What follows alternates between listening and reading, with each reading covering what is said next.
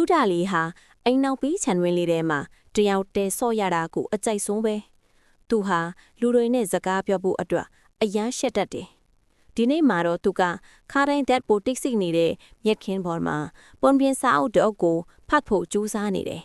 ဒါပေမဲ့သူ့စိတ်ကလွဲနေတယ်ရုတ်တရက်ချစ်ဆိုတဲ့အတန်လေးတစ်ခုကိုကြားလိုက်ရတယ်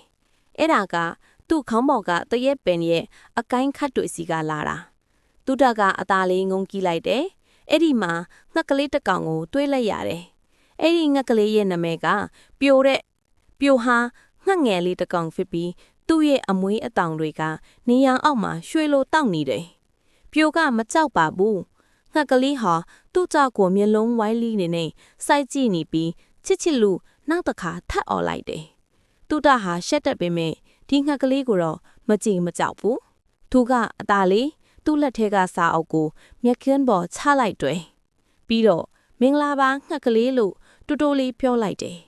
ပြိုကအတန်ကိုကြားလိုက်တယ်ငှက်ကလေးဟာအကိုင်းပေါ်ကနေအောက်ကိုဝဲပြန်ဆင်းလာပြီးတူတာနဲ့မလန်းမကန်းမှရှေ့ခြံစည်းရိုးပေါ်မှာနားလိုက်တယ်တူတာကအနီးအနားမှာကစားရင်းတွေ့ခဲ့တဲ့တလုံးကိုကြောက်စီရခဲသေးသေးလေးကမ်းပေးလိုက်တယ်ဒီမှာမင်းအတွက်လို့ပြောလိုက်တယ်သူအရန်တုံလှုပ်နေတယ်ပြိုကဘာလို့ရမှန်းမသိပဲခဏလောက်စောင့်ကြည့်နေတယ်ပြီးတော့ရုတ်တရက်သူဟာချစ်လို့ပျော်ရွှင်စွာអော်လိုက်ပြီးတူတာရဲ့လက်ခွားနာကိုခုန်လာတယ်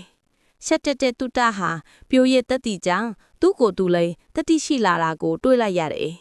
သူတို့နှစ်ယောက်ဟာတိတ်ဆိတ်တဲ့ခြံဝင်းလေးထဲမှာအကောင်းဆုံးတငဲ့ချင်းတွေဖြစ်သွားကြပါလိမ့်တော့